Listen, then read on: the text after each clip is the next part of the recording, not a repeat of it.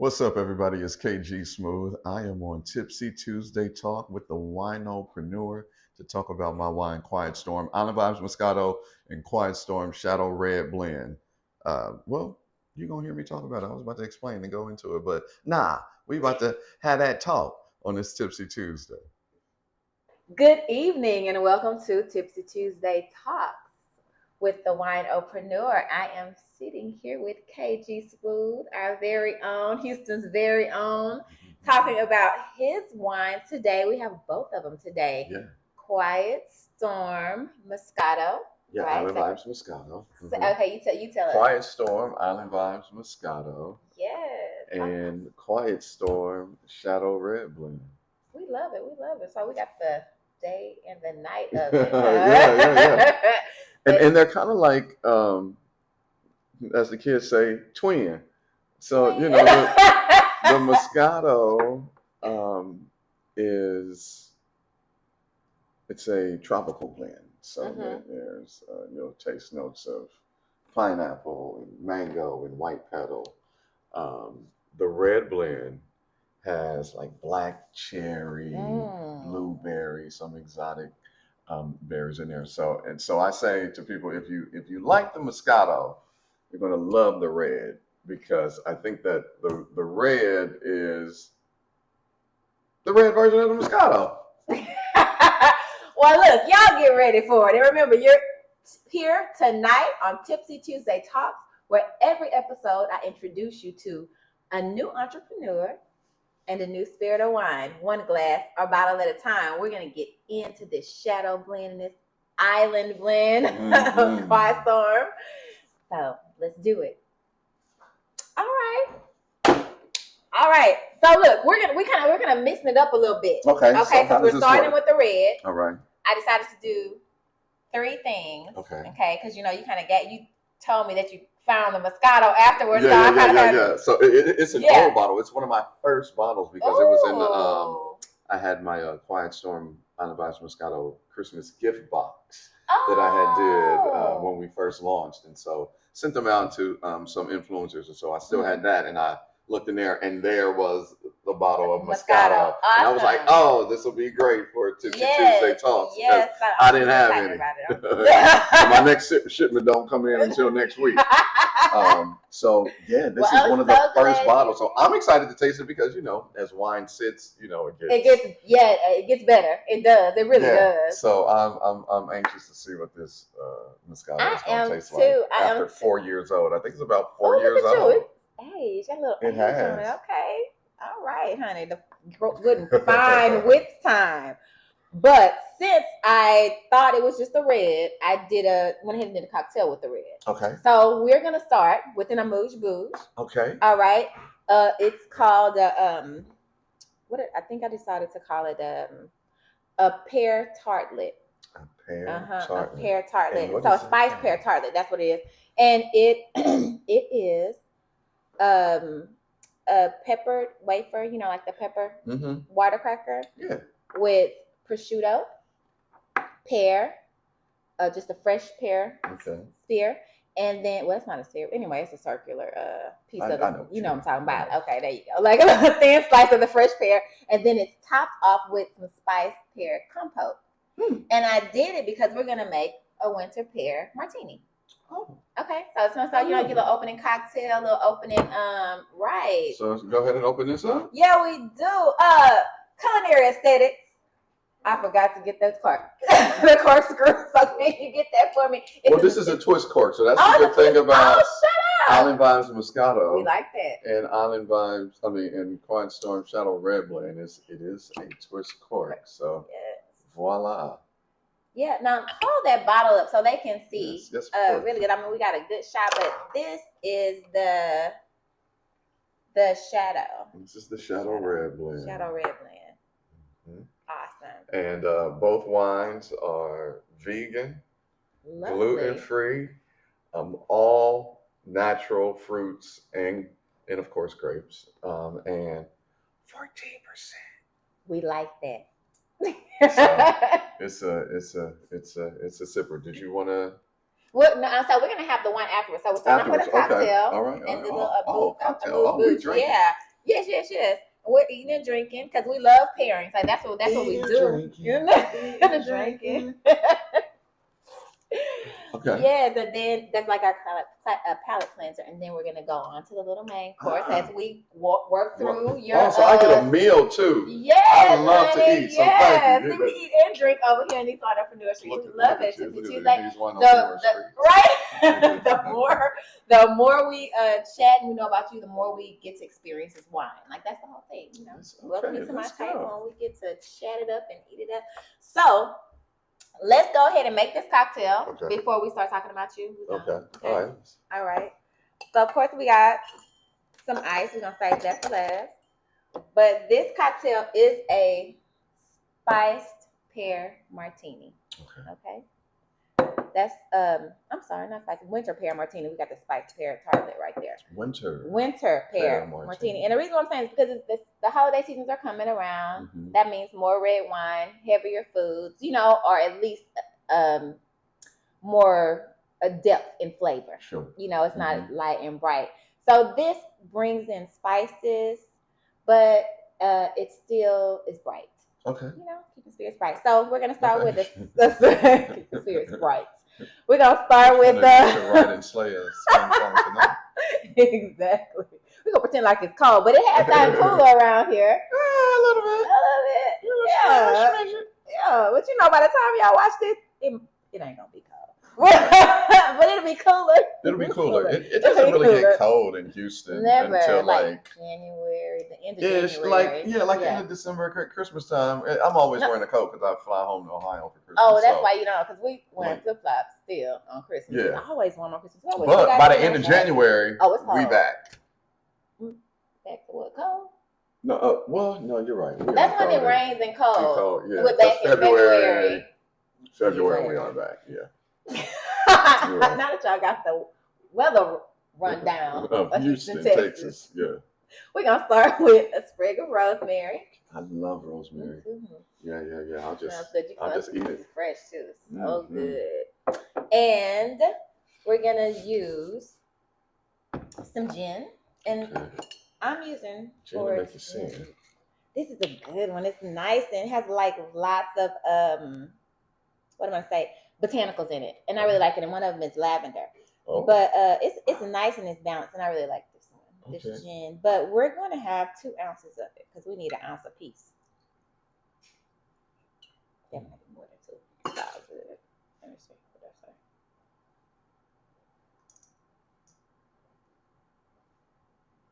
I say. It don't matter. Oh, here we go. Yeah.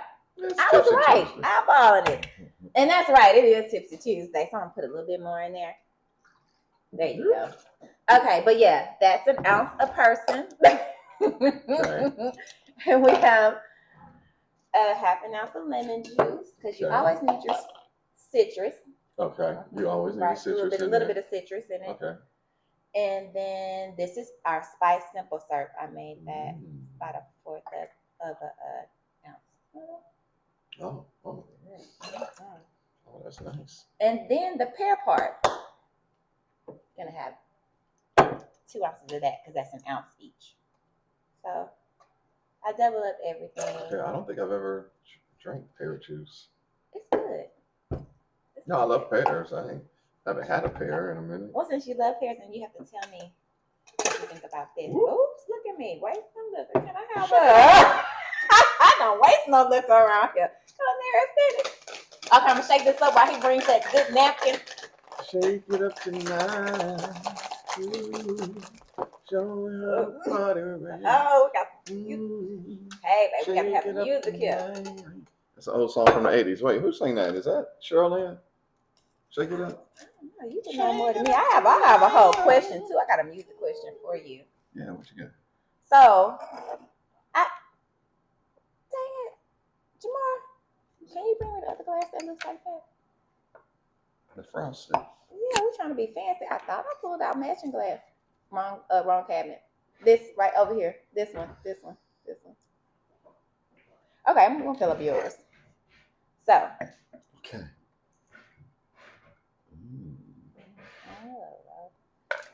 Fill up mine. Oh well, we can't fill up mine yet, and then I'm gonna show you the fancy part of it that requires your That's it. Thank you. Yes, sir. Thank you, brother. Now there's the little winter pear part, right? Can you use some more? You need some more. And this is where your wine comes into play. Oh. Please uncork it, sir.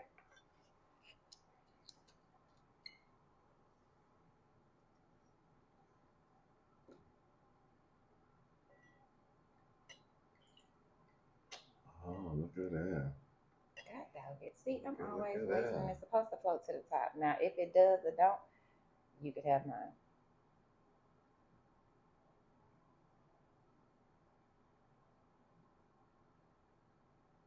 Come on. Look, am I doing this right? If not, put the top on it. It was a pretty try, but that is your winter pear martini. Let's taste it. Let's taste. Chin chin. Oh, wait, you gotta look me in the eye now. Oh, I'm sorry. Yeah, that's the proper. When you toast. Mm-hmm. You always look them in the eye when you toast. See, that's good to know. Okay.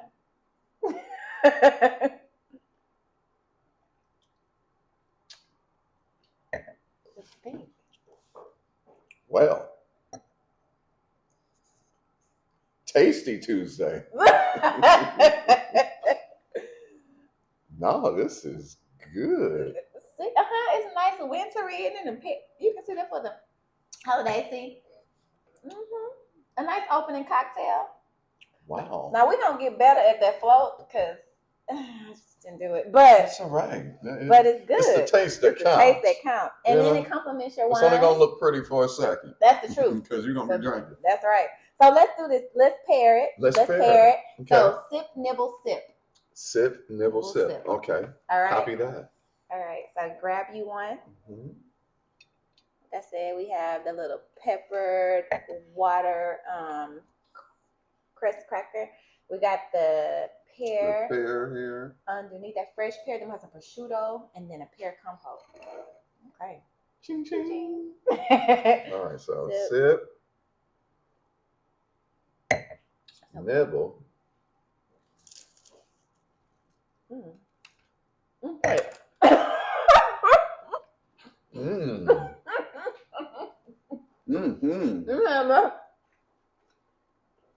Y'all, disregard me because I'm gonna eat this chip. Sip, nibble. Oh, what happened? No, that was. And then sip. Oh wow. See? Oh wow. Mm-hmm. Okay. I get it. Thank you. Mm-hmm. The show's producer. Mm-hmm. Yo. See? And this was simple. This is simple. Very simple. Just a cracker with a slice of pear on it and prosciutto and like some pear compote. This is really good. Mm-hmm. Sip. Mm-hmm. Nibble.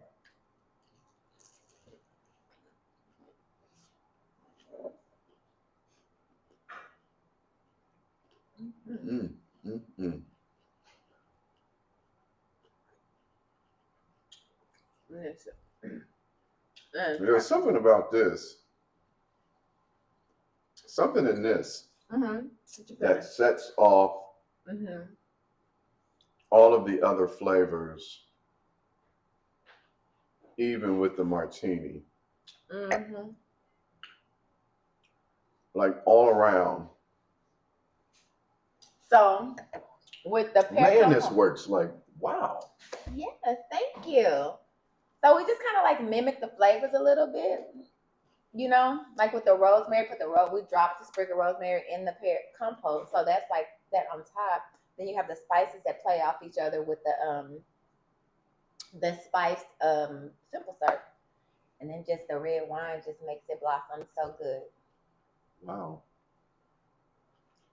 How did you come up with this? Like, and I know you're interviewing me, but It's okay. No, we're just talking at the table. That's mostly what this is about. Yeah, conversation. We're gonna get into the business and of it all, but yeah, we're just conversation. We eating. You coming at my house. We're eating and we're sharing thoughts. Hey, I'm so easy too. If you feed me and you make me laugh, I am loyal for life. Like that, you got me in the bag. You make me laugh, you feed me. Oh, I'm yours. Hey, there you go.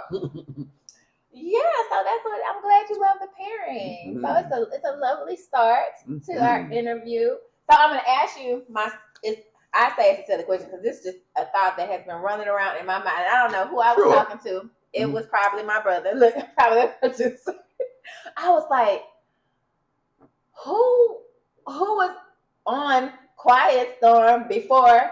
Not you, because I know that was Marco Spoon. But who was Marco Spoon? Because I remember before Marco Spoon, it was Rudy V. I knew it was somebody before.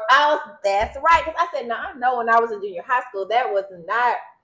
I don't think it was Marco Spoon because I just remember it was my bedtime. Yeah. Whenever, like 10 o'clock. You know? Rudy V, the legendary Rudy V. Yes, Rudy V. Sure. I was like, who was it? He was there with Doc Kilgore and all them. Rudy V. And okay. For me to get both, for Marco Spoon, when he retired, to pass that baton off to me. Yes.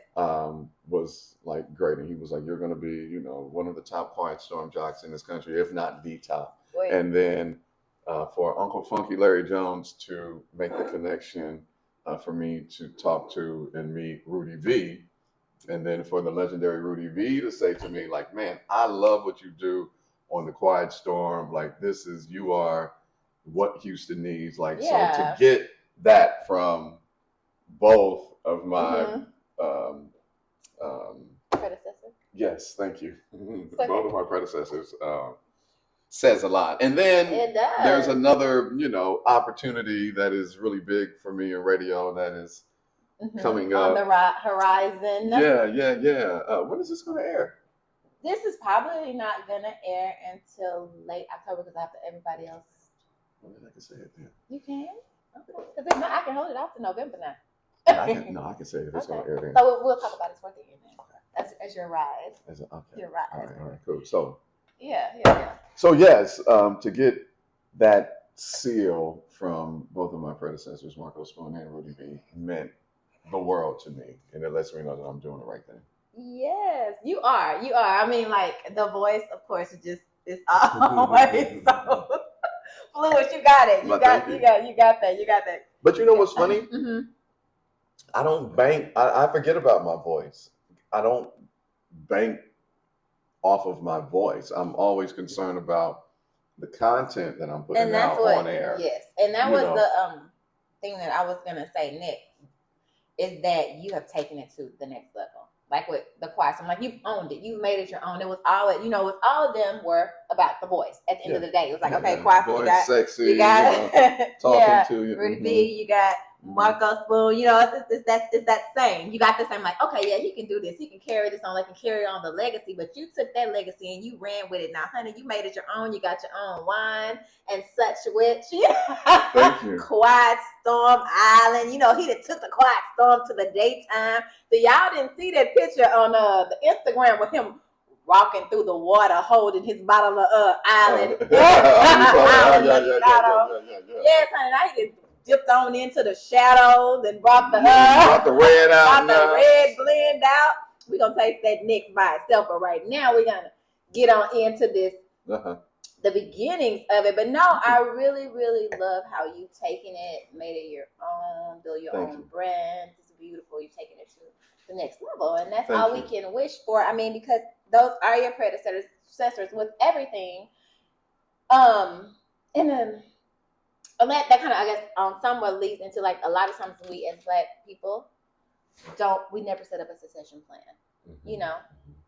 So it's good to see, like, in some places where you have no choice to. So you have predecessors. You have done them proud. You have taken it on, and that's all you can hope for as parents, as anybody that builds something, to see it carried on and then accelerated. So it's a good thing. Thank you. Thank you for that. Very, very welcome. Yeah, because when people like yourself and other women just like, oh, I love your voice, and I could just hear you. You could read the phone book, And it's just like, man, I often forget about my voice. I don't, like I said, I don't bank on it. I focus on the content. And I guess that's why I'm still winning, because I do kind of have it easy because I have this voice and I can just talk and, just say what I need to say, and that would suffice for some people, but not to me. In my mind, I want to give the people something. So to me, in my mind, the voice is just an additive. It's an added addition to what I'm already doing on air.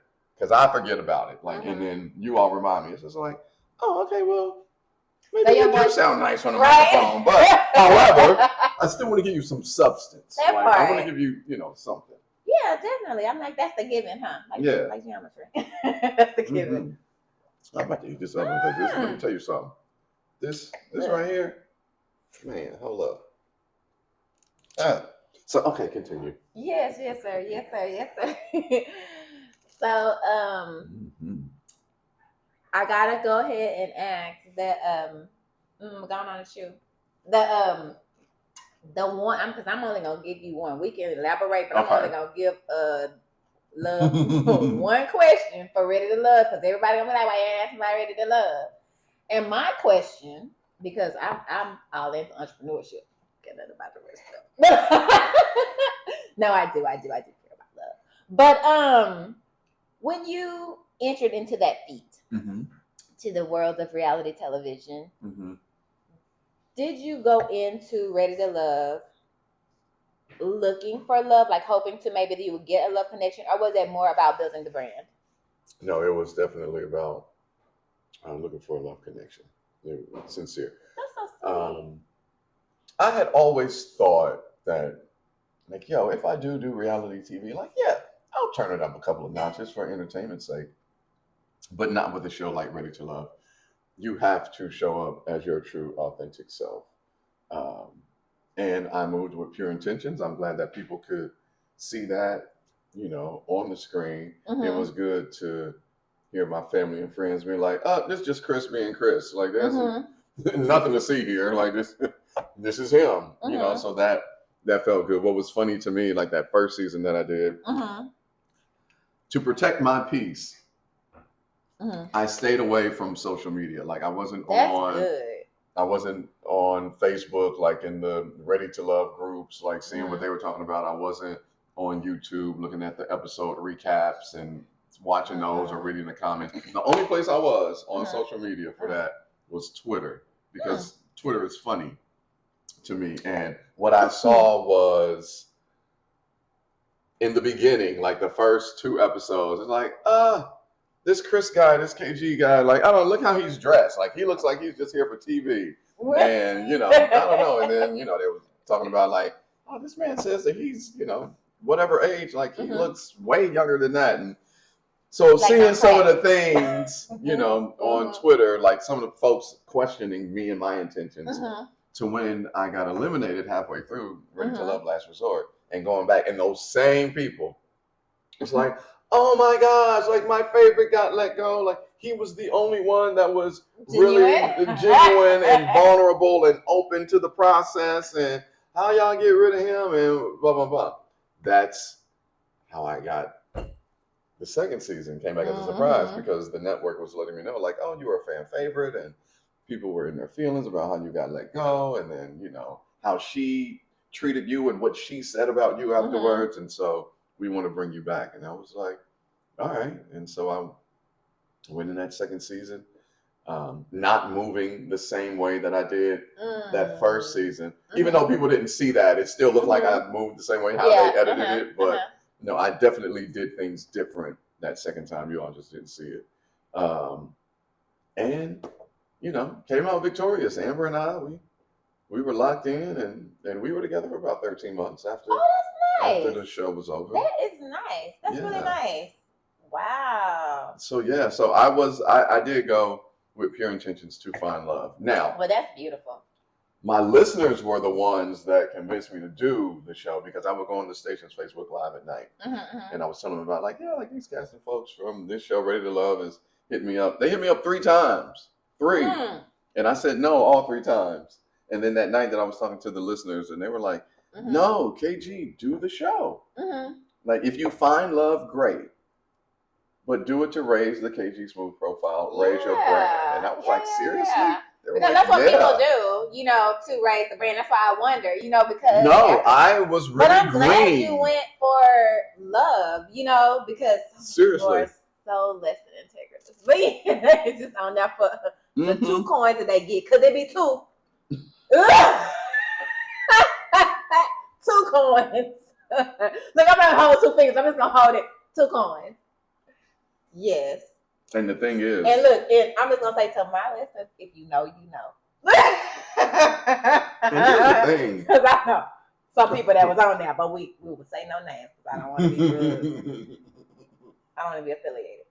And people, they get on that show, and when you do a show like that, like I just said, you have to be yourself. You have to know who you are as an individual before you go and do a show like that. Because if you don't, you're going to end up exposing yourself. You're going to expose yourself to yourself, and you're going to expose yourself to the rest of the world. That part. And so a lot of my castmates from both seasons would like to erase that part of their life out. They would. Because some folks was moving with ill intentions, and it came back to bite them in the butt. That part. And then instead of them taking accountability for how they acted and how they moved, they want to blame other castmates. They want to blame production. They want to they want to blame the devil. They want to point all of these fingers at somebody except for themselves. And it's just like, production can only use what you give them. That part. You know what I'm saying? And if you don't give them nothing, they will not cut and do it. They can only use what you give them. And then you got to check yourself because you knew that you were moving with ill intentions. And so that part. Yeah, so that was interesting. When people ask me, like, what was the biggest lesson that you learned from doing that show? I say, biggest lesson that I learned is that human beings don't want to take accountability for their stuff. They always want to point the finger at somebody else instead of looking at themselves. And it's just like, so to everybody out there listening, look, if you're in a situation with anything right now, like, just know this. If that individual can't be honest with themselves, you cannot think that they're being honest with you. They can't even be honest with themselves about whatever is going on. So don't think that they're going to do it with you because they can't even do it with themselves. So, yeah, take that how you will. What he said. Holla up and cheers to that. Yeah. Yes. Because people go on people. And accountability. I am Mr. Call You to Accountability. Hello, ring, ring, ring, ring. Pick up the phone. Hello, it's accountability. Yeah. And I am to the point where I'm going to check you in real time. I'm going to call you to accountability in real time. I had to do that this morning. What the folks out at the UNC I had to put them in check. I had to get them together. I had to get the crowd together because they were being disrespectful to the young lady who was a UNCF recipient. And she was talking about, you know, her experience and what it meant to her and all of that. And folks are just talking as the girl is giving her speech. And I started to interrupt her to check them, but I waited till she was done. And then once I got back up to the podium, I was like, yo, the way that you all are acting like that was totally unacceptable. This young girl is telling you about your experience. We are here to raise money for this cause. And she is telling y'all how the money that we are raising is helping her. And y'all just talking. Totally unacceptable. Don't do it again. Check yourself. That's right. And you did the right thing. And the crowd was like, oh, snap. And then even some of the organizers afterwards was like, thank you for that. Yeah. Thank you for doing that. One, I'm always going to protect Black women. That's one thing. I'm always protect Black women. I'm always protect us. The copper-colored American Indian. I'm always protect us. Exactly. Oh my God, you sound like our dad. Yes. No, he did like a whole report. Did he give you that whole report on the copper-colored? Yes, honey, I got it. The copper-colored American. Yes. Because we are not African American. I'm sorry to go on. We are not African American. That's true. Drop that shit. I remember when Jesse Jackson said, listen, I was a kid. I remember being at my grandmama's house. She was on the phone with one of her church girlfriends going off. She was, and I remember this verbatim. She's like, yeah, I don't know who died and made Jesse Jackson the spokesperson for all Black people talking about some damn African American. I ain't from Africa. I don't know nothing about Africa. I'm from right here. I remember her saying, I'm from right Right here. here. And so once all of this started coming up, and then I That's go true. back and I do hours, and I go back to my third great grandmother, my great great great grandmother. We were from here. None of our folks from over there. None of that. And people say to me all the time, like, "Oh, where are you from? You look like one of those tribes in West Africa, like how your eyes are slanted, your cheekbones, all of that." Like it might be somewhere in there, but you're not gonna like I'm my from Sirius B. I mean, right. I'm from Dayton, Ohio. So right. yeah. Right. Because my cousin, she does that. She's I think her thing was in library science or something like that. Mm-hmm. And so then they researched, people's ancestry. So she's like, I don't believe that shit. I'm sorry. She was like, you gonna find your white ancestry before you can find your African ancestry. She was just like, it's gonna come. To me, that's cap. It don't make it don't make sense to me. She said you're not gonna. And the funny thing about it is, well, she actually has a direct link because her mom actually is from Africa. Because my uncle went to Africa to do what is it? The doctors when the doctors do it. Oh, you know what I'm talking about when they do when they go over to do go over to do that a residency or something. Yeah, and so he ended up marrying her mom. But for us, we did it, and it just went back. It went back to Louisiana but we know that and I have all the grandparents are from Louisiana. One is from Texas, and then she says that it's Blackfoot Indian. That's Blackfoot Indian. Because I'm so glad you said that. Yeah, that's her family, her tribe, and but everybody else is from Louisiana, and my sister she did hers, but we did find one strain that led to African. It was Cameroon, but they said mostly all Black people, or a great deal of them, that was where the door where they stole most of the slaves from. Mm-hmm. So you would probably have that back. But the only thing they gave us, I would say, solace or like connected it to us, because I had a client in real estate before I did this, and he was from Cameroon, and he looked just like my mom's uncle. Oh. And so we were like, okay, well then we see that, but that's it. Everything else is from here, like you say, it's from here. Because look, I mean, listen, the American Colonization Association, they're the ones that came up with this whole out of Africa theory that everything started in Africa. That's a lie. That's cap. If you want to believe that Africa is the motherland, that's fine. Africa isn't motherland. And when people say that Africa is the motherland, yes, it is. Africa is the motherland. Mm-hmm. Well, if Africa is the motherland, then damn it, America is the grandmotherland. It was a lot of people here way before the white folk ever arrived. Listen, the victor tells the story. We were never slaves. We are prisoners of war. Definitely. There was some. But even the slaves are prisoners of war. Even the slaves that were brought over are prisoners of war. But you know what? But I don't even buy that. Even in high school. In high school, I didn't buy it when I was learning that in 10th, 11th grade with my history teacher, Mr. Carter, Black man. Mm-hmm. I asked the question. I was like, well, how is that possible? So you mean to tell me that they took hundreds from whatever country in this continent of Africa, it took them 30 days to sail from there over here, and knowing that you're going to probably longer, you're going to lose more than half of your cargo. Exactly. If they had, like the story that they tell us, if we were packed like sardines in the bottom of these wooden ships, which I don't even think existed, because where are the ships? Where are the ships at? That's the truth. America, by her greedy self, would have had these ships would have been somewhere. Those ships would be whole museums. Exactly. The ship itself exactly would be a museum. I'm thinking about what they called ships back then are probably like pontoons now. Something small. And even back then, really small. I'm sure that they were probably rowboats. Right. So you mean you pack some Black folks, some Africans like sardines in a rowboat to sail more than 30 days? That's that's cap. It makes more sense to come to a land, brainwash them folks to make them think that there's something that they are not, and turn them into slaves, and telling us this story. Like they did with all the rest of the places. Like they did with all the rest of the places. Yeah, like Mexico, and even... Come on now. Right, even like the Pan Asian islands. All those. Oh yeah, they didn't really get them real good. Asian Pacific. It's Yeah. just it just didn't make sense. Now, I was at it wasn't the Urban League, was it? Or it might have been the United Negro College Funds gala.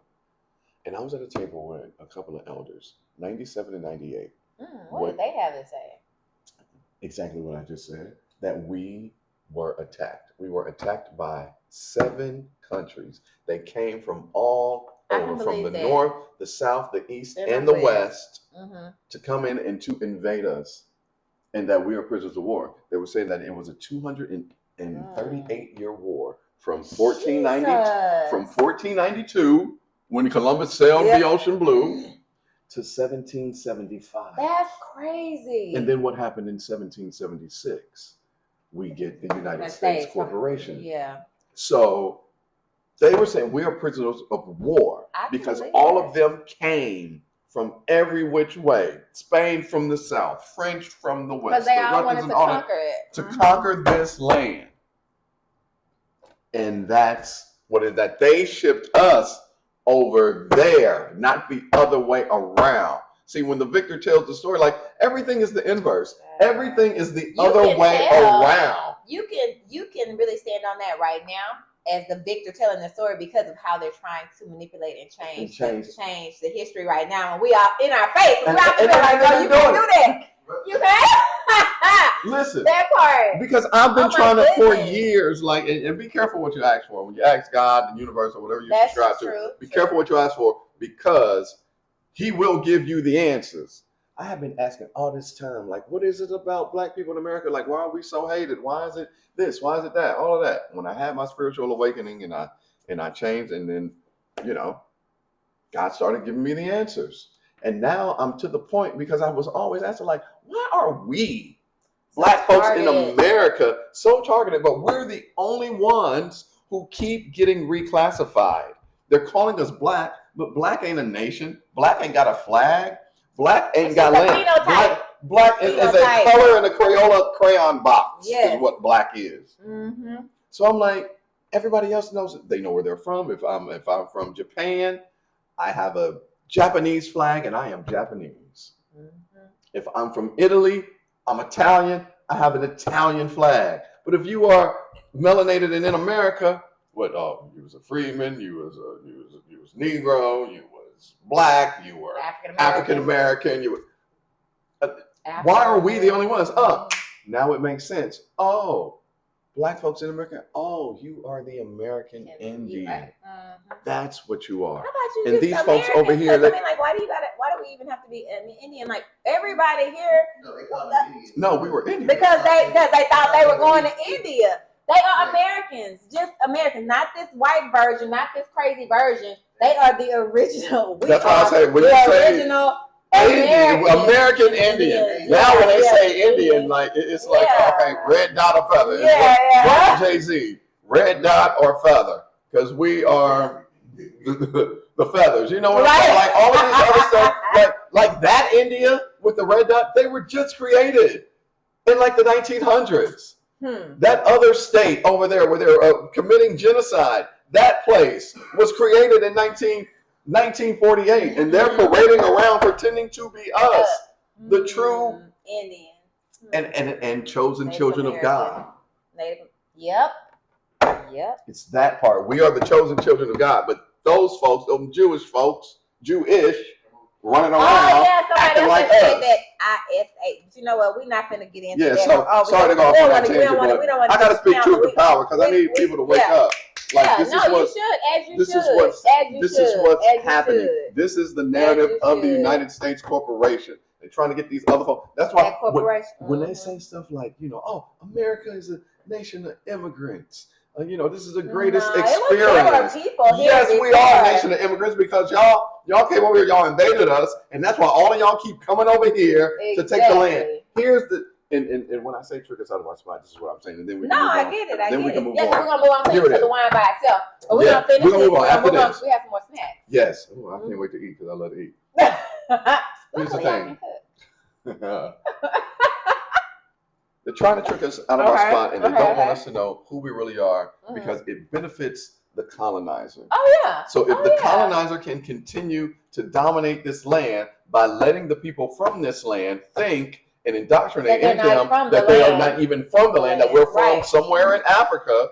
They can continue to dominate the land, and the people that are from this land won't fight for it because they don't even believe that it's theirs. And that's the trick us out of our spot that I'm talking about. That's the truth. That's the truth. Sorry, and now we can move on. Back to Tipsy Tuesday. Hold up. End scene. Okay, so we're going to take a brief break and we're going to swap out our snacks and our drinks and come on back with what's next in his business journey. And we're back. So now to talk about your entrepreneurial journey. Yes. But I love the conversation before. Sorry. We got the people heated. Heated. Okay. Heated. Okay. All right, so let's go ahead and introduce what we're doing first before we get into the conversation. Okay. We are going to experience this Shadow Red blend by itself, okay? And then we're going to pair it with my rusted red chicken pot pie. So it's a deconstructed pot pie, right? And it has beets and so it's sitting on a turnip, a beet, some carrots, and sweet potato, right? Ooh. Inside, we have chicken. It's been like simmering for like 2-3 hours. Chicken, white beans, mushrooms, onion, garlic, bell pepper, and a little beet because that makes it the red. And then we wrapped it in phyllo dough. That's your pot pie boy. And it's gonna pair very well with this red wine. Go ahead and tell people again what's in the red wine. So yes, the tasting notes, because that's what I did it. Mm-hmm. This is Quiet Storm Shadow Red Blend. It is my red blend, vegan, gluten free, 14%. And the notes here are blackberry, black cherries, and exotic berries. And so I asked my business partner Hope Foster, because she crafts the wines. I was like, what are exotic berries? And she was like, oh, they're some different types. She didn't give me. She wasn't clear. No, right. Acai. So some goji berries. Right. Actually, goji is one of the ones. Yeah. Look at you. I like to eat. Yeah, I'll tell you, I ain't a fat girl, but I'm a greedy girl. I know. I tell people like, listen, I'm a fat man in my soul. Right in my soul. I can definitely eat, but it don't go nowhere. Like, I'm a man of a certain age, and I'm still. Well, it helped me out once I got to 50. So, oh yeah. Yeah, it helped me out. It gave me a few more carbs. Give you a little more. Yeah. Well, maybe I got something to listen for you, because even my brothers are like, yo, like. How TF do you look like this at this? I'm like, I don't know. Right? That's all right. Cherish it. All right, so let's try this. Really look at those legs. Yeah, let's see the legs. Let's see. We got some nice legs. Let's see. On it. Ooh. Got legs. Yes, and knows how to use them. This is nice. Okay, I smell the fruit. You can smell the fruit. Yeah. Very fruit forward. Plum.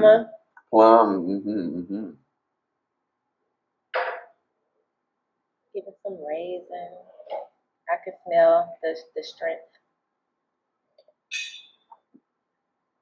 Oh, it's good. Not that I didn't think it would be good. I like it. It's sweet, but it's not too sweet. Yeah, it's sweet, but it's a little sweeter than what I thought. Yeah, I thought it would because I'm a red man. A cab. I thought it was going to give cab vibes. Yeah, because I am. That's my go-to. That's your go-to. I like it. Well, where do you like your cabs from? I like my cab to be bold. My favorite one, though, and I haven't seen it anywhere else except for when I was doing radio in Columbus, Georgia. It was called Twisted. Is the brand, and the Twisted Cab, the Twisted Cabernet Sauvignon is what I would get, and what I loved it. Every time I went to the grocery store, what was the grocery store in Georgia? Publix. Publix is where I would get Twisted, but yeah, Twisted Cab would be it. But this is nice. It's very nice. It's not too sweet, but it leans. It's very fruit forward, but gives you a little sweeter finish, and then it almost has like a raspberry candy finish. You taste that, that Christmas candy with the little butterfly. The finish is really nice. The finish but is it's nice. So good. Yeah, it's good. It's good. It's good. It's good. I'm glad you like it. I always tell people, like, if you like the Moscato, you're gonna you'll love this. Yeah, especially if you like things that are not as sweet. But it's still on a sweeter end. It's not your typical cab. Okay, let me toast to your wine journey. Well, thank you. Good job. We're going to talk about that. I could do better because we're a one-man show. Yeah. And so, some girls was like, yo, how come your wine ain't got its own Instagram page? I'm like, because it's only me. And I ain't, so it's all kind of thing. We got the website. I just need to do better at promoting it more because it's exclusive now. If you know, because we were like, wait, KG, you got your own wine? Yeah, where are you at? Are you in stores? Are you in this? Soon to be in HEB, but I'm in a couple of spots in Houston. 5 Central, Bees Wine Bar. Okay.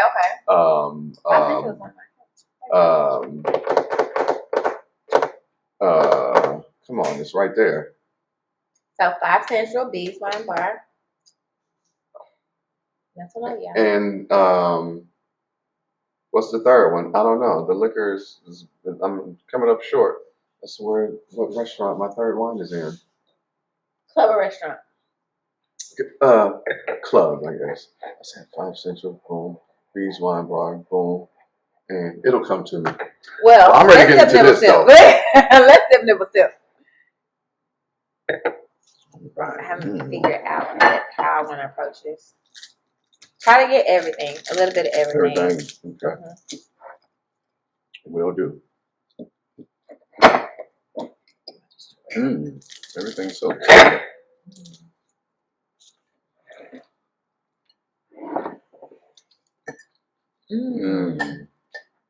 Not good.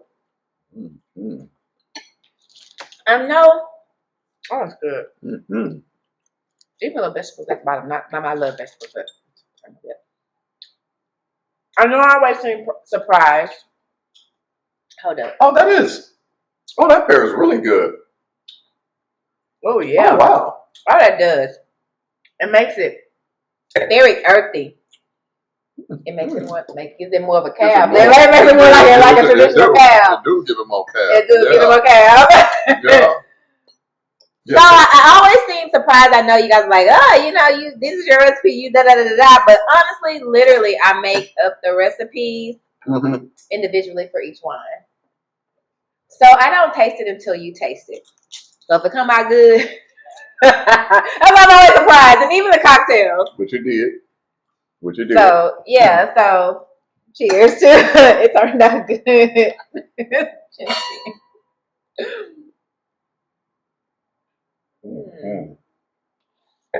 That's good. I like this. I need a recipe. No, I'm just talking about this whole experience. Oh, yeah, experience. Oh, I'm glad. Sitting here with you, eating the food, talking I'm so glad. So I love it. On a Tuesday.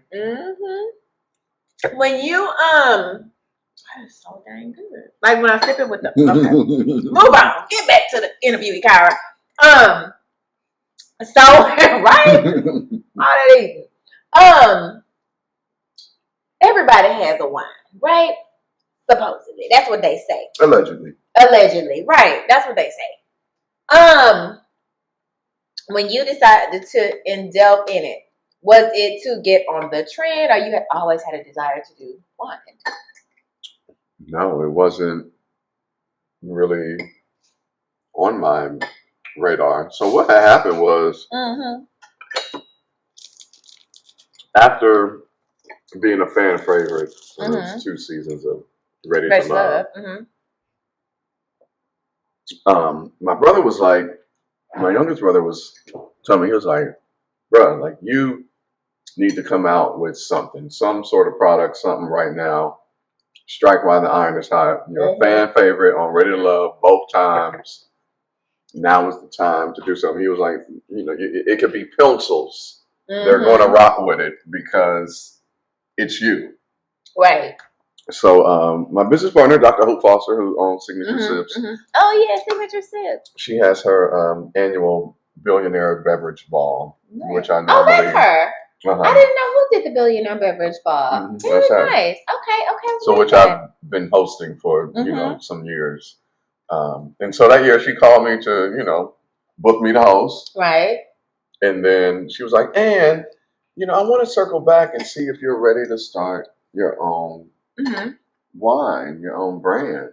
Because she had approached me in like 2015, about 10 years ago, when I had judged one of her other events that she had. And at that time, I wasn't ready. I was still kind of new to Houston, still finding my lane, at Majic, amongst being, with all of these market icons like Candy Eastman and also Funky Larry Jones, and and then over on the box side, I start trends. And then folks over on the box with Mad Hatter and and JJ on the mic was on there. All of these great folks. So me trying to find that lane. So back then when she asked, I wasn't ready, but when she called in, I was like, you know what?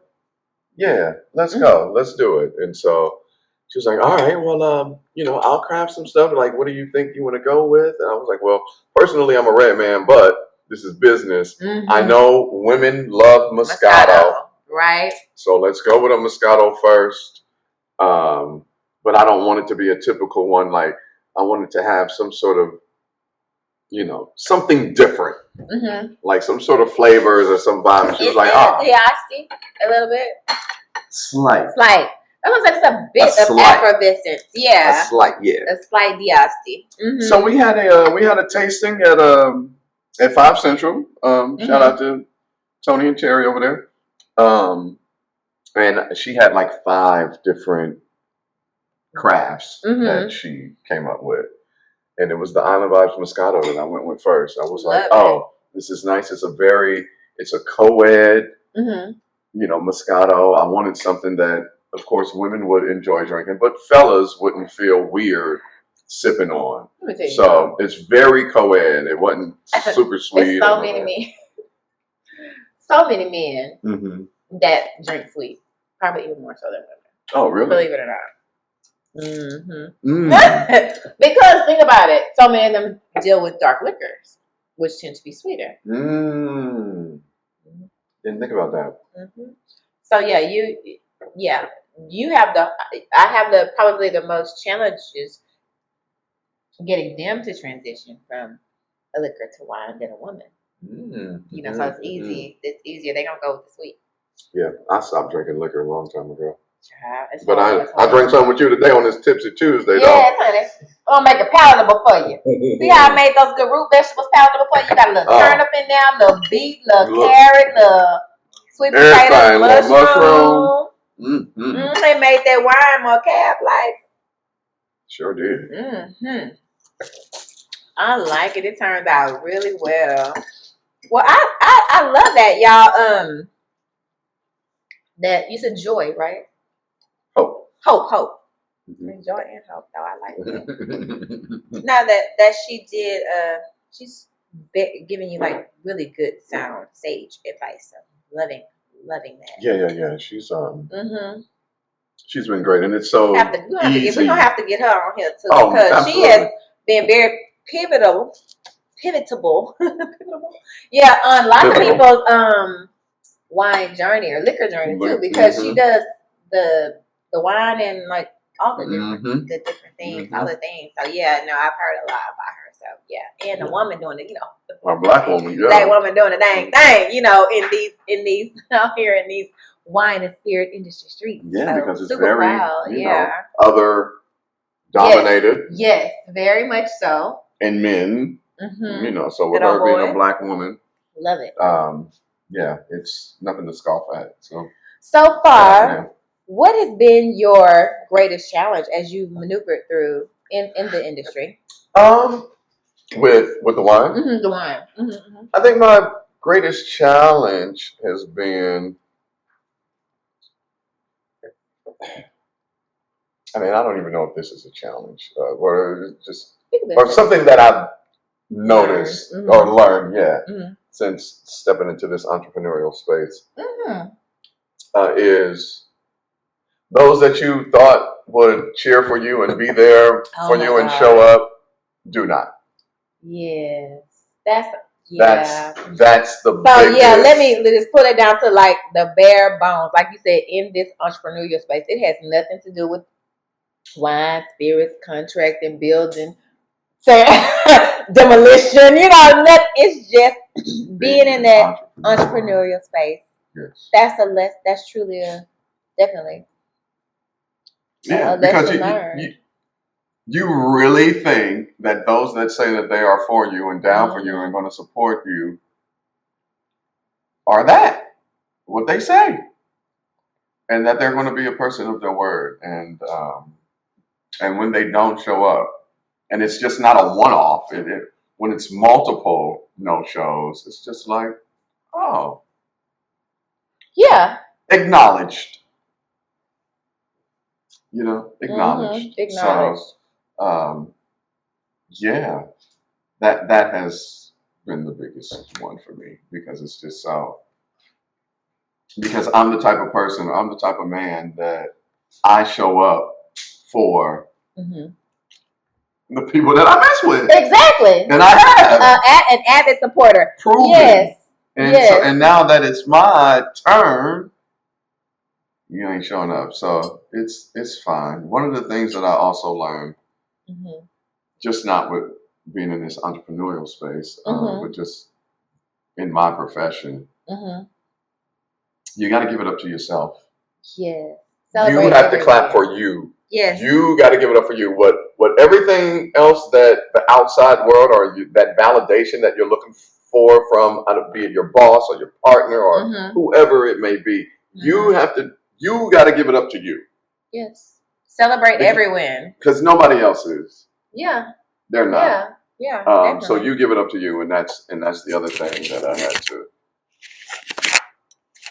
figure out. Give it up to me, because everybody, and when I would ask, like, dang, like, I've done this and I show up and I'm all of this, like, what is it about me? Like, why ain't they showing up for me? Listen, it's people gone people, like I said. That's the truth. People gone people. People are gone people. That is so true. And another thing that I've realized or learned in this space is that people want to see you do well. People do. Yes. They genuinely do want to see you do well. They just don't want to see you doing better than them. That's the ticket. They just don't want to see you doing better than them. Oh my God. You said something right there. That is so true. That is so true. And I've experienced that. That's a great observation. An excellent observation, Watson. Thank you. That's a bar.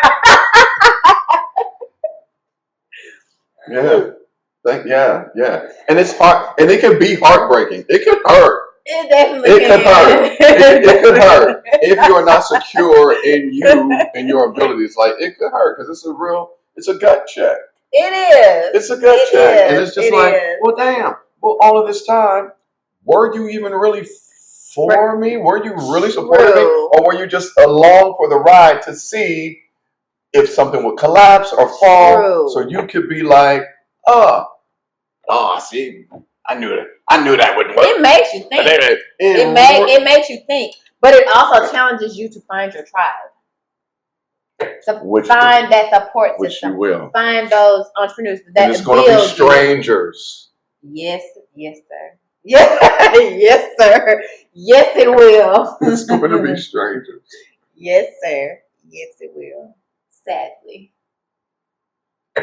But beautifully at the same time. Yeah, true. So true. Because the thing about it is, as we spiritualists, me, I'm graduated from spirituality, baby. I'm cosmic. Right? I'm cosmic. I thought I was spiritual. But now you cosmic. And then it came out like, nah, you cosmic. I slipped up and said I was from Sirius B earlier. I'm cosmic, man. You cosmic. Baby, hold up. We gonna talk about it later. But seriously, seriously. You are No, serious? yeah, I know the whole time. I wouldn't be here. No. I wouldn't be here. Three more tips off camera because I'm gonna tell you about it. But seriously though, as we say, it's a tower moment. It's a tower moment. As things crumble, it makes room for new beginnings. Yeah. I always say I like the death card, and I know it might sound, but no, it means it's a beautiful beginning. Those things fall away. They do. To make room for new things. To new things to grow. Yeah. And the new things are so much better. They are. Just like right now. Yes. Like this time in this energy that we're in. Yes. Right now. Exactly. There are so many people that I know that have been going through some things, but something about this time and this energy, like things are looking up for people and things are happening for people. And I'm so glad of that. Yes. Definitely. But it all starts with your mindset. It does. It does. Like you gotta change the way you think. It does. And if you plan on being any type of entrepreneur, I don't care if you have a dig and a ditch business, clean up garage business, a wine business, real estate, cutting grass. It doesn't matter. Your mindset has to be right. Because if you have what you think. You have what you think. And if you think we being out there, honey, read the Bible. Well, that's fine. We are. You live by the words you speak. Come on, that's it. But at the end of the day, it's universal. Come on. You have what you think. You have what you speak. And if you say you don't have it, you don't have it. But if you say you have it and you walk in the have that you believe and you project it, you got it. That's the first thing you need to learn on this entrepreneurial journey. Oh my gosh, you are speaking the word, because that's how I got the gig. Mm-hmm. That's how I got to become a now nationally syndicated radio host. Well, let's have our dessert and talk about that. Okay. All right. Yeah. Okay. We'll be right back. All right. And we are back on Tipsy Tuesday, where every episode we introduce you to a new entrepreneur and a new spirit or wine, one glass or bottle at a time. We are experiencing these lovely bottles of Quiet Storm wine, the Shadow Red Blend. Yes. And this is Quiet Storm Island Vibes Moscato. This is my first one. This was the first one that came out. I launched September of 2021, right after. Well, no, this was like after the second season. Oh, after the second season, it sure was. Yeah, that was way yeah. So, this is my Moscato. Oh, I see the age on it too. That looks I see the age on it. You see the age on it because it was clear. This is gonna be good. I'm excited. He let it sit for 4 years. Oh, it's been sitting. So this is one of the first bottles of Quiet Storm Island Vibes Moscato. This one was sitting in. I did a holiday gift box to some influencers in Houston when I launched, and this was one of the bottles that was in that last box that I just kept for aesthetic and social media. And so when we were setting this up, and I had ordered some new wine, but it wasn't going to be here in enough time for the taping of this podcast. But I was like, let me see if I got one, and that one was in that gift box. And so, this is like 4 years old right here. We're excited. So we are pairing this one with a mango custard. So the tasting notes, it has a bit of white flour, mango, pineapple. Yep. So it's little. Some people I've heard. Some other people have said pear. Pear, really? I would have thought they would probably say apricot or peach. I have heard apricot before. Moscatos naturally have that tendency. So we're gonna taste it a bit by itself and see what it gives, what it's giving, and then we're gonna try it with this dessert, because Moscato is a dessert. It's a dessert wine. Believe it or not, the sweet pairs very well together. Also, sweet and heat. Don't forget that. Sweet and heat, yeah. Yes. Yeah, I can't wait to heat. Hey. Oh, it smells good.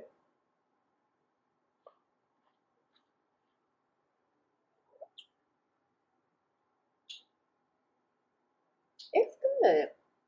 It's nice. It's not as sweet as you would expect. Yeah, I'm not mad. Okay, look. I can tell that it's aged, or maybe I haven't tasted it in a while. No, it has, because I can kind of. I remember the first one when I tasted it. It was brighter. Yeah. It was brighter. Great word. It was brighter. It was. Mm-hmm. This has way more depth. It almost reminds me of a brandy a tiny bit, but a lighter brandy. You know what I'm saying? It's nice. Yeah. I'm glad that you like it. I don't know how crazy I am about it. I don't know. Wouldn't taste it with the custard.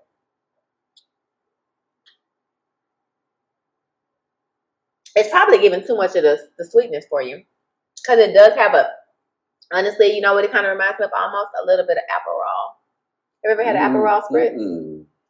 So it's giving you that, like a hurl on an orange. Okay. That's what you're feeling, right? You're feeling that little hurl in the background, that bitterness. Yeah. But I'm not mad at it though. It has enough acidity. How golden it is. I know. That's how I know that it's yeah. Because it's not true. It's light. The other was way lighter. Yeah, this was definitely been sitting. Well, let's see. All right, let's see what it gives. Let's see what it gives with these good mangoes and this good custard. So this is a homemade custard with orange blossom, vanilla, and then it's topped off with a mango puree. Not really puree. What do you call it? Like a compote or something. Yeah, chopped mango. Yeah, it's really good. So let's try it. And they were doing it as I came in. They kept tasting it, and I was like, "Ooh, I can't wait to have some." Oh, so creamy. Like a creme brulee, but with mango. Tip, nibble, tip. Ooh, that's good. I like creamy stuff. Me too.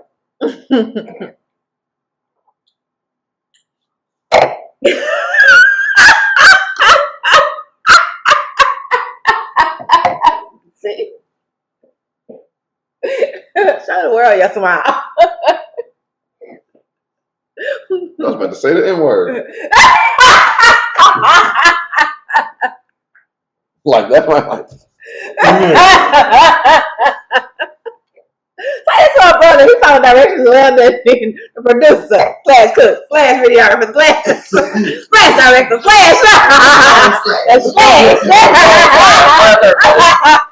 How many jobs you got, man? 23 jobs, man. You got 23 jobs.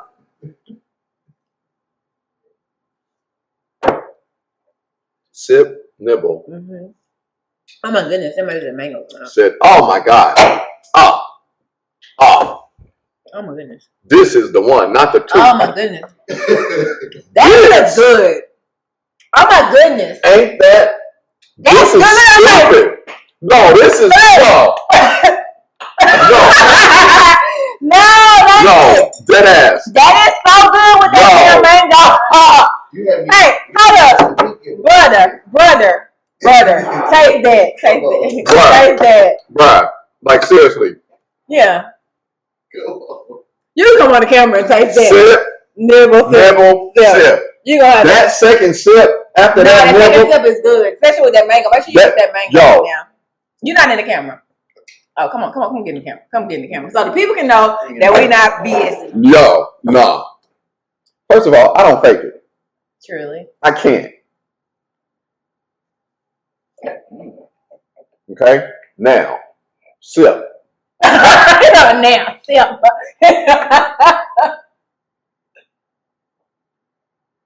It makes you want to smack your lips. Oh, wow. Right? Now that is good. I told y'all the Lord had gifted me with the pairing gift. The gift of pairing. Y'all didn't know about it. It's one of the spiritual gifts. The gift of pairing. Give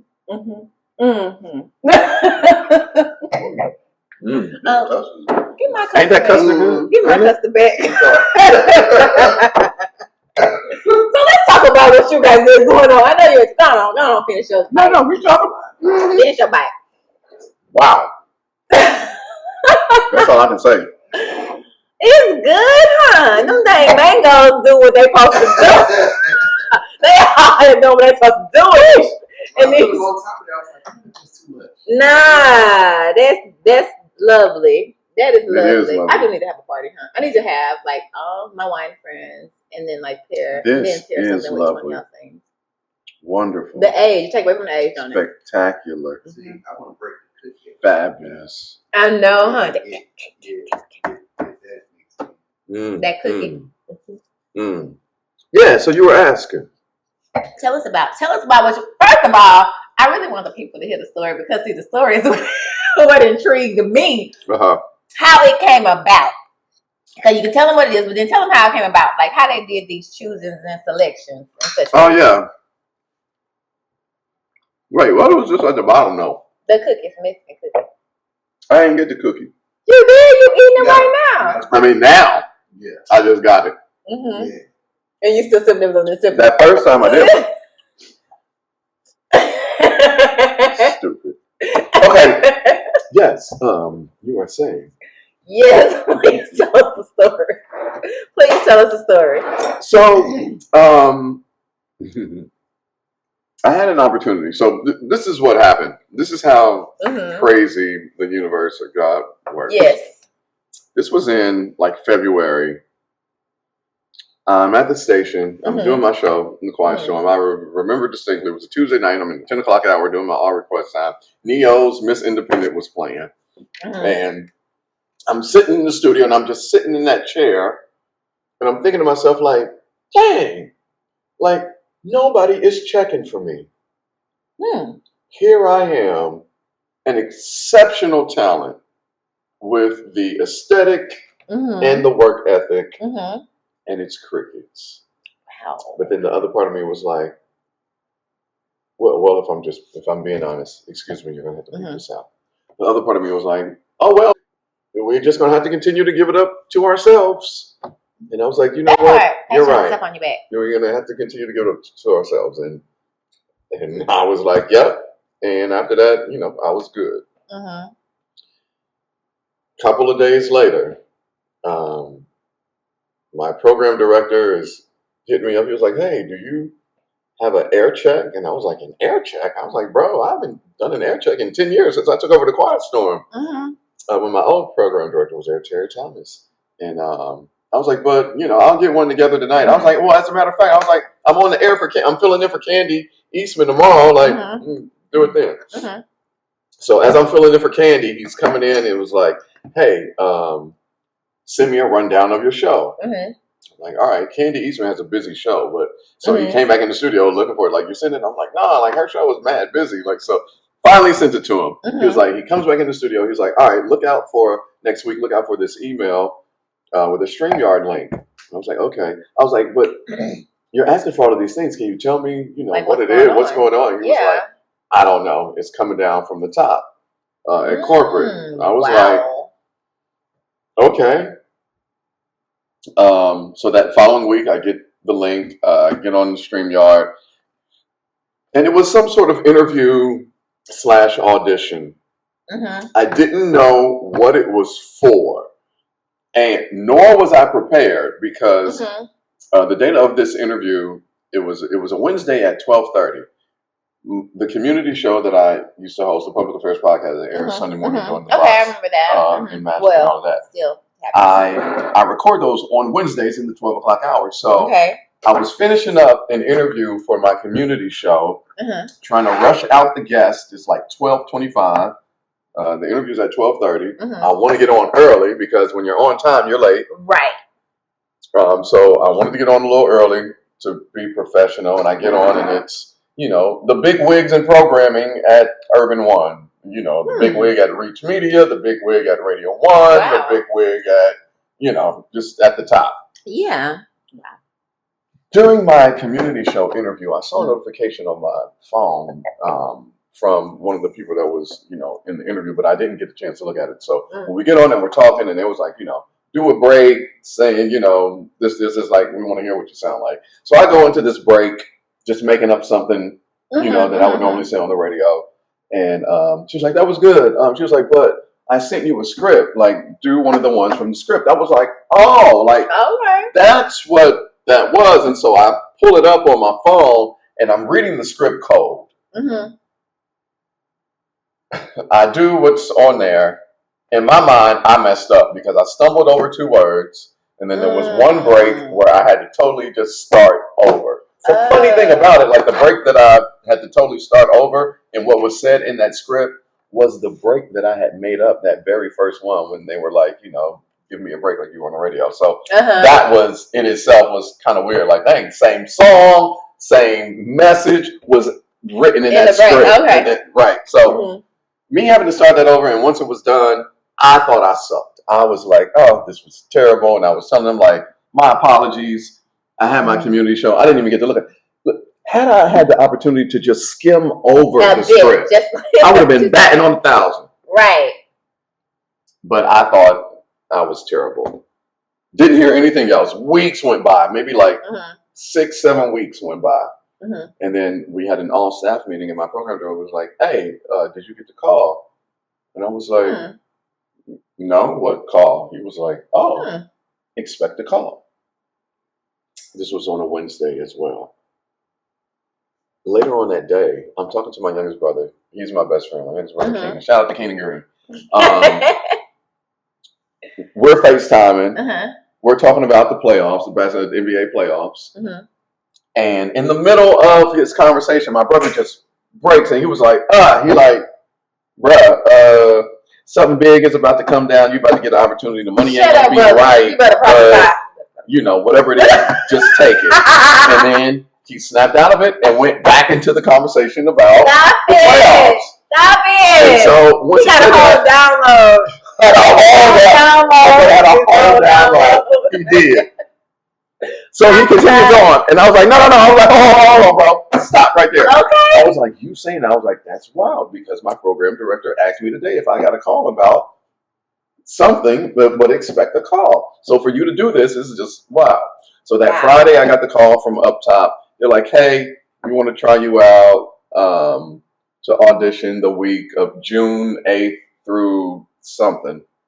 And I was like, okay. I was like, but no one up top has been like, hey, KG, this is what's going on. This is what we're looking to do. This is where you come in. Nobody has done that. So I don't know what's going on. She kind of plays it off, like laughs it off, like, yeah, I know. And then goes into, something else.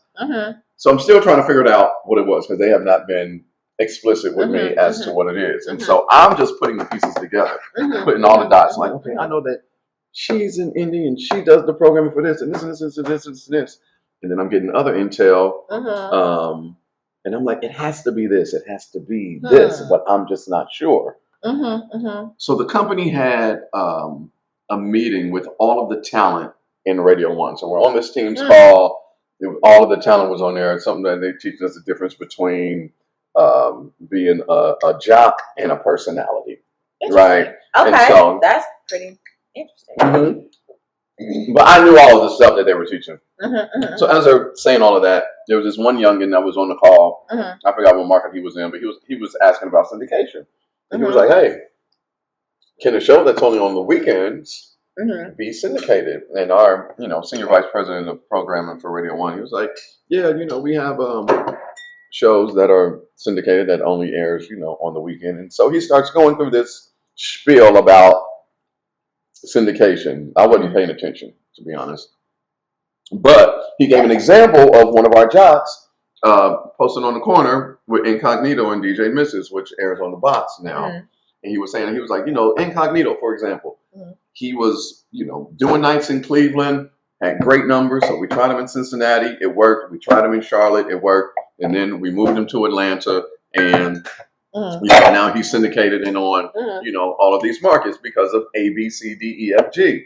Okay. And as he's explaining that, I was like, well, damn, well, that's me. That's me. That's me being number one, being in the top 10 in Houston at night with the Quiet Storm. The whole entire 10 years that I've been doing the Quiet Storm, mainly staying and being number one and number two. And so as he's explaining, I was like, well, that's me. Because they've actually tried to bring love and R&B into this market Interesting. many times, but you know, as my GM told me, she was like, she was like, all I would do was send them your ratings, send them your numbers back, and they'll be like, oh, well, we need to leave this show alone. Mm-hmm. So as he was explaining that, I was like, oh, that's me. So the meeting ends, and I get a message from one of my colleagues. We used to work together in Cleveland. Mm-hmm. She's a PD in Columbus, Ohio. She sent me a message that said, hey, I need you to send me a promo video saying that you're going to be the guest host of Love and R&B next week. Wow. In that moment, I jumped timelines. After I read that message, I literally jumped timelines. Everything internally within me changed, and everything externally changed. That's crazy. And from that moment on, I began to walk and move as if I was the host of Love and R&B. And that's the way you. In that moment, I immediately began to move as if I was that guy. And after the long process of this audition and doing the gig, I got the job. They offered me the job. A round of applause. Thank you. They offered me the job. The show is traditionally, hosted by R&B singers. I'll Be Sure, Ralph Tresvant of New Edition, and the other people that they were considering were, Jay Brown, Major, Q Parker of 112, Christopher Williams, Dave Hollister, Montel Jordan, Eric Benet, and then KG Smooth. I was the only radio person that they considered for the job. Going through it, and then they get down to the final three. So I get the call like, you're one of the three finalists to be the host of Love and R&B. I'm like, all right. So I was the first week of August. Killed it. I was so proud of myself. I mean, every time that I was a guest host, I killed it. But I was just really proud of myself. And then when Q Parker was doing, because he was the last one, when they were doing this week, I was thinking to myself, like, who are they going to get to host the show as they're making their decision? Then they called me. And so I'm doing the show. They were like, hey, can you fill in for that next week? I'm like, yeah. So that Sunday night, I'm doing the show. I get a call from them, and they're like, hey, can you fill in the following week, August 31st through September 4th? And I was like, hold on now. I was like, all right, now, what the hell is going on? Now they got to see the other side, because I'm being nice and professional and all of that. And after they're asking me to do another week, I'm like, all right, because in my mind, I'm like, all right, y'all just using me for talent. I'm like, yo, what is going on? Exactly. I'm like, I'm thinking all these other times that y'all asking me to fill in stuff, like this is part of the audition process. But at this point, y'all are using me for talent. What's happening?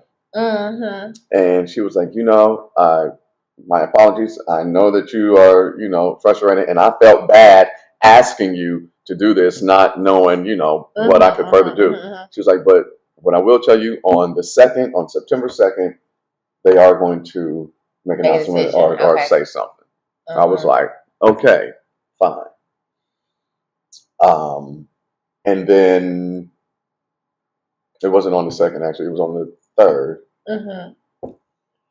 I got the call from corporate, and they asked me, they offered me the job, and I accepted. Yay. And so now, cheers to acceptance. Take your sip, because you didn't take your sip 3 times. Because now, and so now I am the host of the nationally syndicated radio show Love and R&B, which is like the Quiet Storm show, starting off in 16 markets. Well, I'm bringing in a market. I'm bringing in an affiliate, which is Houston. So the Quiet Storm will turn into Love and R&B. Also, the Quiet Storm, because I'm going to ask you, when does it air? So the Quiet Storm will turn into. The Quiet Storm will turn into Love and R&B because the host is in Houston, and then and as I said, they tried to bring that show in, but me being number one, I've had the highest ratings on Majic the entire time that I've been there. And I'm not saying that as a flex or anything, but like it's facts. Right, it's facts. Right. And and so now I'm not sure. And what else is so crazy is that I always thought that I was manifesting me taking over for Lenny Green in New York City at WBLS during the Quiet Storm. Interesting. I was like, when Lenny Green retires, I'm going to take over the Quiet Storm in New York at BLS and be that guy. But no, God was like, That's another story for you. nah. It's Well, like, you no, never know. They might pull you know, in. we're not going to give you just New York. We're going to give everything. you the entire nation. Yes. And so to go back to the story of me sitting in the studio that night, thinking to myself like, oh, here I am, a great talent, and nobody's checking for me. With this opportunity coming up, and now me getting the gig, the lesson here for me was, you never know who's watching. You never know who's listening and who's watching. So for you out there that's listening, if you are an entrepreneur or whatever it is that you do, continue to make excellence the standard and keep doing what you do, because you never know who's watching. And just when you thought that nobody's checking for you, then a big opportunity will come along. So keep moving with pure intention, with integrity. Keep staying on top of your stuff, and things will happen. I am a living witness to it. Now, Yes. I also want to give you the cheat code to manifestation. Yes. The cheat code to the manifestation is the feeling. You have to know that it's already done and move like it's already done. And I'm telling you, it's going to be done. I've done this. I have tried this out 4 times. Ever since I've had my awakening, like, I'm never going to tell my listening audience something, you know, be it a product, be it a method of some sort or whatever, if I haven't done it myself. So if I haven't done it myself, I'm not going to tell you about it or how to go about it. But this right here, I have done myself. I've been my own case study. And the universe or God or whatever you subscribe to does not respond to your wants or needs. It responds to the frequency that you are vibrating on. So if you are vibrating in the frequency of love and gratitude and acceptance, like, oh, thank you, God, for what I already have. Like, I am just grateful to have, if it's just food, clothing, and shelter. Thank you. I am happy. I'm asking you to send me more. Like, thank you for that, full of love and gratitude. The universe is going to give you more of that. But if you are vibrating on that lower end where, I'm tired, I'm depressed, I'm broke, I'm not happy, don't nobody love me. Guess what's going to keep coming? More brokenness, more unhappiness, less money coming in, because that's the frequency you're vibrating on. And so the universe is going to give you more. So back to what we were saying earlier, change the way that you think. Your thoughts really do create your reality. This is a hologramic matrix that we are living in. It's a video game, and your mind is the controller. That's true. So change the way that you think. Watch what you say. Yes. Because words have power. Watch what you say. Watch your thoughts, but really watch what you say. Because they both go out there evenly. And yeah, but that's the key to the manifestation. Moving as if it's already done. I have done this many times and it works. And that's how I got it. It's how I got the job. It's how I got the job. Yes, it because is. I started moving like I was already the host. And one of the greatest compliments that I got was from the Mad Hatter when I was doing the audition process. He was like, hey, send me a link to one of the stations, so I can listen to you. And he actually listened one night. And when I saw him the next day, he was like, man, I heard you last night. He was like, Kay, what I loved about it the most? He was like, me listening to you, you sounded like the job was already yours. That this was already your gig and that these other guys were just filling in. He's like, that's what I loved about it the most. That you owned it and it sounded like the show was already yours. I was like, man, thank you, Hatter. That meant a lot because that's how I was moving. That's what I wanted to embody. And even now with me having the gig and when I meditate and I'm out in the sun, I tell them I want to embody love and R&B. I want when you look at me, I want you to see love and R&B. Beautiful. I love that. And I love that. That's what it is. Look, we cannot end on a higher note. And he actually answered my last question: are you living what you love? Because if you look right there, see that thing says live what you love. Yes, that is what I decided to do. When I started this podcast, when I turned 50, I was like, or as working up to that, I was like, I need to find. First of all, 50 where? I need to figure out how I can do what I love, because they say if you do what you love, then you never work feels like work. Yeah, that's what I tell the youngins in the high school. Yeah, and I'm like, as I was drawing closer to retirement, I was like, okay, don't nobody retire. It's work retirement. That's what I call it. So I need to figure out what I love. And like, this is doing what I love: promoting entrepreneurship and helping people dive more into the world of wine and spirits. And really, like I said, promoting Black people in that space. That's what I love. And I love hearing. I love in hosting, So I'm do more doing this parent, all the parents for real. But this one, right? All the things that I love, and then that's what and manifesting those things. I mean, even this last conversation was a manifestation. I was like, you was asking me, what can you talk about? And you were like, when does this air? Because then I'm gonna talk about it. We were able to talk about it all. So I love it. If you don't never pay attention to another episode, don't ever look at me again. This was truly the embodiment of what I desired in it. And what I can give you in entrepreneurship, because it's not an easy road all the time. But if you learn those techniques, if you believe, if you walk in your belief, it can be a beautiful journey. And I'm here to help you along that journey. And also, like I say, Tipsy Tuesday Talks, where every episode I introduce you to a new entrepreneur and a new spirit or wine, one glass or bottle at a time. Honey, however long it takes us to get through it. We went through several bottles. Sometimes it takes that in your entrepreneurial journey. But it's a lot of fun. It can be a tasty, a fun, and enjoyable, exciting, and full body experience, right? Absolutely. Which this was. I really enjoyed it. We'll see you next time on a Tuesday somewhere. Good night.